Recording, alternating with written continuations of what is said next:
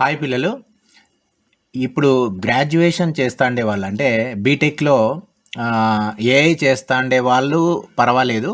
అట్లా కాకోకుండా ట్రెడిషనల్ కోర్సులో అంటే కంప్యూటర్ సైన్స్ ఇంజనీరింగ్ కానీ, లేకపోతే ఎలక్ట్రికల్ అండ్ ఎలక్ట్రానిక్ ఇంజనీరింగ్ కానీ, ఎలక్ట్రికల్ అండ్ కమ్యూనికేషన్ ఇంజనీరింగ్ కానీ చేస్తాండే వాళ్ళని దృష్టిలో పెట్టుకొని ఈ వీడియో చేస్తాను.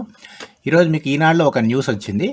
దేశంలో ఏఐ నిపుణుల కొరత చాలా ఉంది. అంటే ప్రతి 10 ఉద్యోగ ఖాళీలకు ఒక్కరు మాత్రమే అర్హులైన వారు ఉన్నారని చెప్పి మీకు ప్రలోభ పెట్టేటువంటి ప్రయత్నం చేస్తున్నారు. అంటే ఏంది అంటే మీరు భవిష్యత్తులో ఒక 2-3 ఏళ్లలో ఎక్కువ కాలేజీలు అన్నీ కూడా ఏఐ కోర్స్ తీసుకోండి బీటెక్లో అని చెప్తాయి. ఇది చాలా జాగ్రత్తగా ఉండాల్సింది. పేరెంట్స్ కానీ, లేకపోతే టీచర్లు కానీ, లెక్చర్లు కానీ చాలా దృష్టిలో పెట్టుకోండి. ఇది ఏఐ మాత్రమే చేస్తే లాభమా, లేకపోతే ట్రెడిషనల్ కోర్సెస్ చేసి ఏఐ ఒక కోర్సుగా చేసి ఉద్యోగం కోసం ప్రయత్నించడం మేలా అనేది నా డౌటు. నేను ఇదే డౌట్ని ఏఐ గ్రాక్తో కూడా చెప్పి మీకు ఒకసారి చిన్న వివరించే ప్రయత్నం చేస్తాను. ఇది కొద్దిగా పెద్దగా ఉంటుంది, కానీ ఇది మీకు చాలా ఉపయోగపడుతుంది. ఇప్పుడు ఎవరైతే బీటెక్ చేస్తున్నారో, అట్లే బీటెక్ అయిపోయి ఉద్యోగ అన్వేషణ కోసం ఎవరైతే ఉన్నారో వాళ్ళ కోసం ఇది ప్రత్యేకంగా. దేశంలో ఏఐ నిపుణుల తీవ్ర కొరత ఉందని చెప్పేసి ఇక్కడ ఒక నివేదిక చెప్పింది. మామూలుగా మనకు నివేదికలు మన ముందుకు తోస్తాయి, ఎందుకంటే అందరూ కూడా ఏఐ కోర్సుని తీసుకోవాలి ఇంజనీరింగ్ లెవెల్లో, కాలేజ్ లెవెల్లో అనేది వాళ్ళ ఉద్దేశం. మరి ఎటువంటివి తీసుకోవాలి అంటే specified prompt engineering, LLM safety tuning, AI orchestration, agent design, simulation, government AI complications, risk operation లాంటి ఏఐ నైపుణ్యాలకు అత్యధిక గిరాకీ ఉందని చెప్తున్నారు. దీనికి జీతం కూడా 58 నుంచి 60 లక్షల వరకు వేతనం లభిస్తుందని చెప్తున్నారు. అంటే ఎక్కువ జీతం ఉంది అంటే మనం అదే కోర్స్ తీసుకుంటాం మన వాళ్ళు కూడా. అట్లే 23 నుంచి 28 లక్షల వరకు కూడా వార్షిక వేతనాలు ఉన్నాయని చెప్పేసి 2026-27లో ఇవి స్థిరంగా ఉన్నాయి. అంటే 27 నుంచి 33 లక్షల వరకు సంవత్సరానికి ఉందని చెప్పి ఉంది. అంతేకాకుండా లభ్యత వ్యత్యాసము అంటే దొరికే వాళ్ళ సంఖ్య కూడా చాలా తక్కువ ఉందని చెప్పి వీళ్ళు ప్రొజెక్ట్ చేస్తున్నారు. తర్వాత ఇది ఉద్యోగాలకి కావాల్సినటువంటి వాళ్ళ కొరత ఎక్కువ ఉంది కాబట్టి చిన్న చిన్న నగరాల నుంచి కూడా మేము తీసుకుంటాము అని చెప్పి ఇంకొక ఎర వేస్తున్నారు. ఇది ఇక్కడ మనకు చూడొచ్చు, ఈరోజు పేపర్లో వచ్చింది.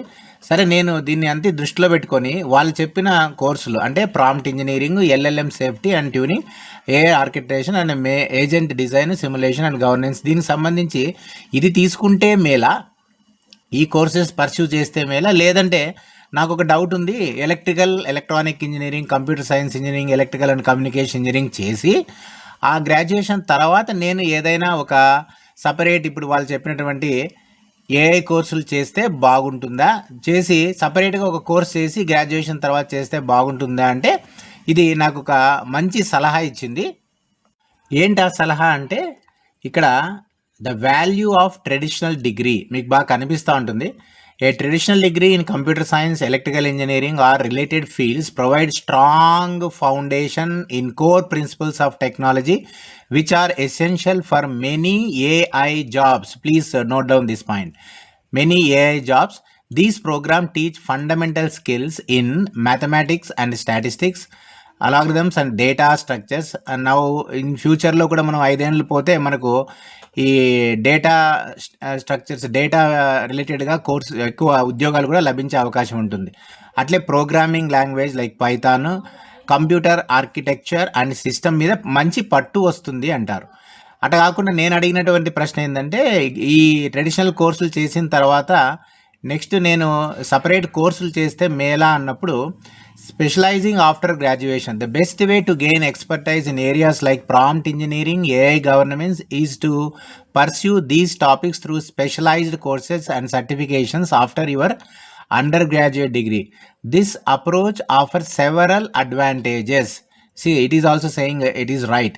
Focused learning, industry specific knowledge, అంటే అప్పుడు మీరు గ్రాడ్యుయేషన్ అయిన తర్వాత అంటే ఏ అని చెప్పి ఏదో ఎల్ఎల్ఎం ఇవి తీసుకున్నారనుకోండి, మీరు గ్రాడ్యుయేషన్ అయిపోయి బయటకు వచ్చేసరికి బయట టెక్నాలజీ మారిపోయింది అనుకో చాలా ఇబ్బంది పడాల్సి వస్తుంది. అట్లా కాకుండా ట్రెడిషనల్ కోర్సులు తీసుకొని మీరు బయటకు వచ్చిన తర్వాత ఏదైతే లేటెస్ట్ టెక్నాలజీ ఉందో ఆ కోర్సుని చేసినారనుకోండి, వెంటనే అవి అబ్జర్వ్ చేసుకుంటాయి. దీనికి ఎగ్జాంపుల్గా industry specific knowledge. Many of these specialized courses are developed by leading tech companies like Google Cloud and IBM and industry organizations, ensuring the content is current and practical. So దీన్ని దృష్టిలో పెట్టుకుంటే ఖచ్చితంగా మీరు graduation traditional దాంట్లోనే చెయ్యండి. College వాళ్ళు మిమ్మల్ని AI తీసుకోండి అని ఫోర్స్ చేస్తాయి. దయచేసి ఇది వినండి, లేకపోతే బేకార్ టెక్నాలజిస్ట్గా మిగిలిపోతారు మీరు. తర్వాత బిల్డింగ్ ఎ పోర్ట్ఫోలియో.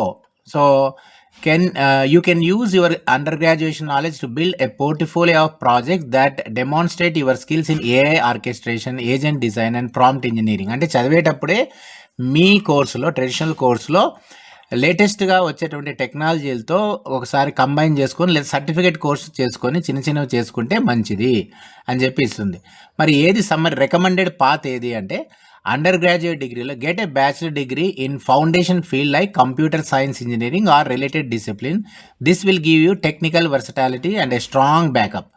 నెక్స్ట్ స్పెషలైజ్డ్ లెర్నింగ్ కింద కాలేజ్ అయిన తర్వాత లేదా కాలేజీలో ఉన్నప్పుడే ఈ prompt engineering, AI governance and compliance and LLM safety and tuning మీద మీరు చిన్న కోర్సులు చేస్తే బాగుంటుంది. This combination of solid traditional degree and targeted postgraduate training is the most effective and safety path to secure a job in the specialized AI field. It prepares you for the current demands of the industry while future proofing your career. So కాబట్టి దీన్ని దృష్టిలో పెట్టుకొని చాలా ఉపయోగపడుతుందని మీకు చెప్తాను. దయచేసి ఇది ఫాలో అవుతారని ఆశిస్తా. లేకపోతే మీరు ఎంత కోర్సు ఎక్కడ ఏ ఫారెన్లో చేసినా మీరు ఏమీ తరంగాని వాళ్ళుగా మిగిలిపోతారు. Thank you.